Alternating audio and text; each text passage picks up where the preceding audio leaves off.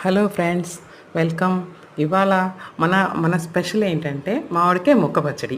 దానికోసం నేను ఒక మామిడికాయని కడిగి తుడిచి చక్కగా సన్నటి ముక్కల్ని తరిగి పెట్టుకున్నాను.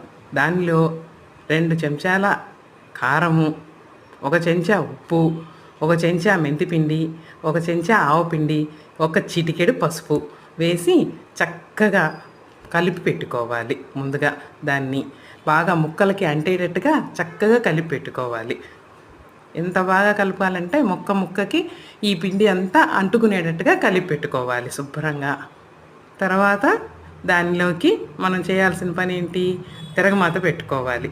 దానికోసం మనం బాండీని పెట్టుకొని దాంట్లో నూనె వేసుకొని ఆవాలు, జీలకర్ర, ఎండుమిర్చి వేసి బాగా ఇంగు వేసి తిరగమాత వేసి దీనిలో పోసుకోవాలి.